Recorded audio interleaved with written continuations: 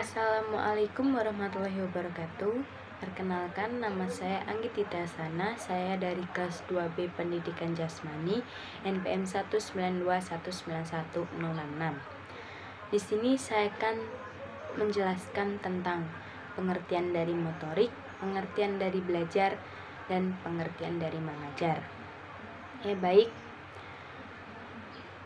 Pengertian motorik atau gerakan motorik adalah suatu istilah yang digunakan untuk menggambarkan perilaku gerakan yang dilakukan oleh tubuh manusia. Jadi, menurut saya, istilah motorik itu berasal dari kata motor yang artinya melaju atau berkembang. Jadi, motorik itu adanya perkembangan atau ilmu yang mempelajari tentang perkembangan tubuh manusia. Nah, dalam perkembangan itu biasanya ada yang relatif cepat ataupun relatif lambat, tergantung dengan orang atau manusianya tersebut. Nah, dalam motorik itu biasanya ada gerakan-gerakan yang melibatkan untuk perkembangan seorang. Yang pertama yaitu gerakan refleks, yang dimana gerakan refleks ialah gerak yang tanpa disadari, seperti bersin, seperti berkedip, batuk, atau yang lain sebagainya. Kalau gerakan terprogram yaitu gerakan yang biasanya dikendalikan oleh otak.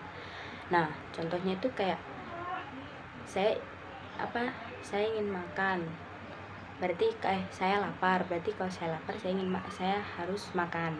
Nah, seperti itu. Kalau gerakan motorik halus yaitu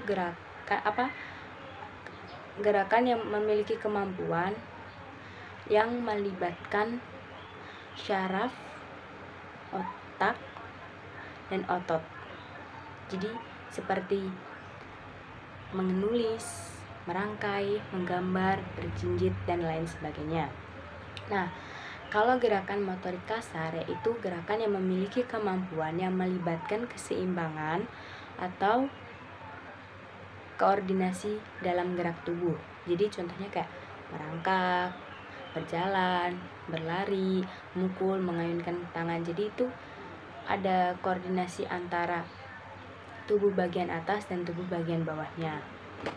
Selanjutnya, biasanya hal-hal yang sering dipelajari dalam anak-anak itu kalau gerakan tangan ya seperti menggenggam, terus menjepit, kayak gini nih, menjepit. Nah, selanjutnya itu adanya koordinasi antar gerakan anggota tubuh, seperti kayak menari kan itu adanya koordinasi tubuh antara gerak tubuh bagian atas dan tubuh bagian bawah. Terus kayak bermain musik, dimana itu ada koordinasi antara otak terus sama tangannya. Nah, selain itu ada juga yang motorik yang diminati oleh anak, yaitu sifat yang dimiliki oleh anak itu tuh seperti imajinatif, imitatif, dan rasa ingin tahu. Nah, seperti itu. Selanjutnya kita akan membahas tentang pengertian belajar. Pengertian belajar menurut beberapa ahli, saya mengambil dari yang Hamzah tahun 2006, yaitu belajar merupakan suatu proses yang sistematis yang tiap komponennya sangat menentukan keberhasilan anak didik. Itu yang dari Hamzah. Untuk yang kedua dari Hudoyo tahun 1999, belajar merupakan kegiatan bagi setiap orang. Seseorang dikatakan belajar bila dapat diasumsikan dalam diri orang itu menjadi suatu proses yang mengakibatkan suatu perubahan tingkah laku. Nah, kalau menurut saya, terus ada lagi yang dari Syah tahun 2008, Belajar merupakan tahap perubahan perilaku kognitif, pengetahuan, afektif, sikap, dan psikomotor. Itu adalah perilaku yang terjadi dalam diri siswa. Perubahan tersebut bersifat positif, dalam artian berorientasi ke arah yang lebih maju daripada keadaan sebelumnya. Jadi adanya perubahan dari yang awalnya tidak bisa menjadi bisa. Nah, jadi menurut saya belajar itu adanya proses perubahan tingkah laku baik secara pengetahuan dan psikomotornya. Jadi belajar itu bukan proses yang cepat. Dia itu prosesnya bertahap. Dari dia sebelum dia menjadi pintar, pasti dia belajar dari yang awalnya menulis, membaca, menghitung, dan lain sebagainya. Nah, di dalam pencapaian yang dia pintar itu ada proses atau tahapan-tahapan perubahan perilaku yang awalnya tidak bisa, secara pengetahuan yang awalnya tidak bisa menjadi bisa. Itulah yang dinamanya belajar. Untuk tadi juga membahas tentang belajar perubahan perilaku kognitif, afektif, dan psikomotor. Benar, dimana kalau belajar itu perubahannya itu biasanya juga ada terhadap pengetahuannya, terhadap sikapnya. Kalau sikap itu yang awalnya kayak malas belajar, terus dia mendapat motivasi dari gurunya, itu secara afektifnya akan berubah ke lebih baik lagi. Itu juga dinamakan belajar kalau secara afektif. Kalau secara perilaku itu kan psikomotornya. Jadi kalau secara psikomotornya itu kayak dia yang awalnya kayak perilakunya tuh nggak disiplin, terus tiba-tiba dia dapat pengarahan harus seperti ini, dan dia akhirnya orang yang disiplin. Terus lihat itu adalah yang dinamakan suatu proses perubahan untuk yang lebih baik lagi. Begitupun juga yang kognitif, yang di awalnya tidak bisa membaca, lama kelamaan ketika dia berproses, ketika dia akan belajar dari yang awalnya tidak bisa membaca, pasti dia akan bisa membaca. Untuk yang selanjutnya,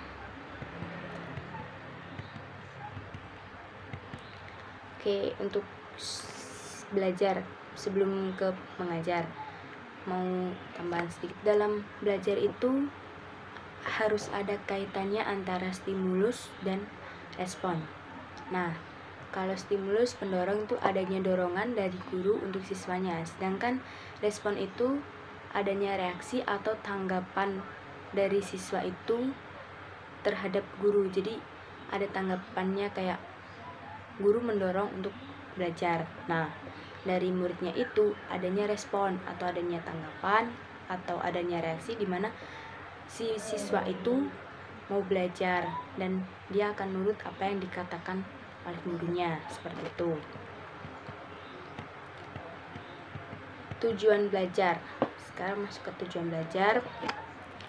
Tujuan belajar adalah sejumlah hasil belajar yang menunjukkan bahwa siswa telah melakukan tugas belajar yang umumnya meliputi pengetahuan, keterampilan, dan sikap-sikap yang baru yang diharapkan tercapai oleh siswa. Terus, tujuan belajar adalah suatu deskripsi mengenai tingkah laku yang diharapkan tercapai oleh siswa setelah berlangsungnya proses pembelajaran. Jadi, tujuan belajar itu seperti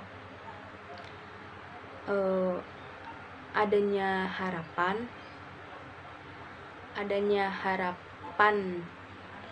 dari seorang, adanya harapan yang tercapai ketika siswa itu sedang melangsungkan proses pembelajaran. Selanjutnya, saya langsung saja akan membahas tentang yang mengajar. Mengajar adalah panduan bagi siswa dalam proses pembelajaran. Nah, jadi menurut saya itu mengajar itu adanya proses penyampaian informasi atau penyampaian pengetahuan kepada tentang tentang pendidikan yang diberikan oleh guru kepada siswanya. Sebenarnya mengajar itu tidak hanya berlaku bagi guru saja. Ya, jika ilmu yang kita punya, tetap kita memiliki ilmu dan kita akan memberikan ilmu itu kepada adik atau yang umurnya di bawah, itu juga bisa dinamakan mengajar. Jadi mengajar itu adanya proses penyampaian informasi atau pengetahuan tentang pendidikan. Nah, entah itu nanti dari orang tua ke anak, atau kakak ke adiknya, atau teman ke teman, bisa jadi disitu yang namanya proses yang dinamakan pengajar. Nah,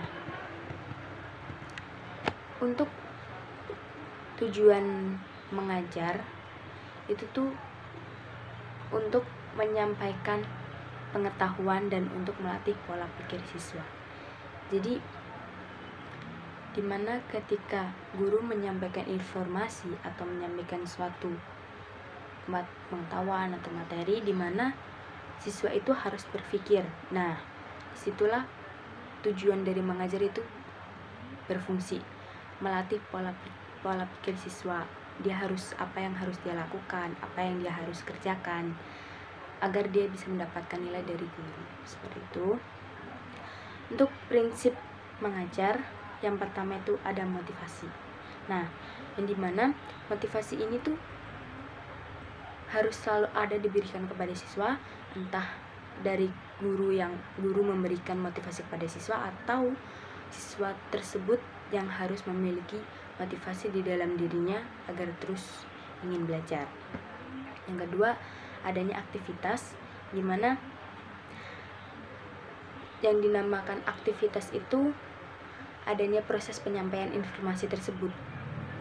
Nah, penyampaian itu yang dinamakan aktivitas. Dan yang ketiga adalah adanya individualistis, yang dimana seorang guru, jika memang ada siswanya yang memiliki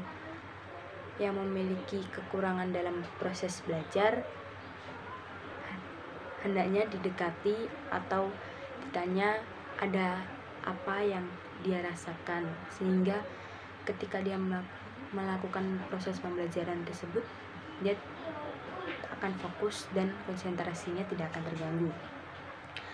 Dan yang keempat, adanya kooperatif. Nah, kooperatif ini yaitu adanya kerjasama antara guru dan siswa. Nah, jika adanya kerjasama antara guru dan siswa, nah disitu tujuan dari belajar mengajar akan tersampaikan. Yang selanjutnya adanya peragaan. Nah, peragaan ini yang dilakukan guru itu bisa lewat media atau bisa lewat video, audio. Nah, yang dimana ketika siswa tersebut tidak paham dan guru menjelaskan melalui video atau audio atau media, secara tidak langsung siswa tersebut pasti akan paham. Soalnya dia pasti merasa kayak ini menyenangkan jika gurunya menjelaskan tidak hanya secara teori saja, juga melalui media.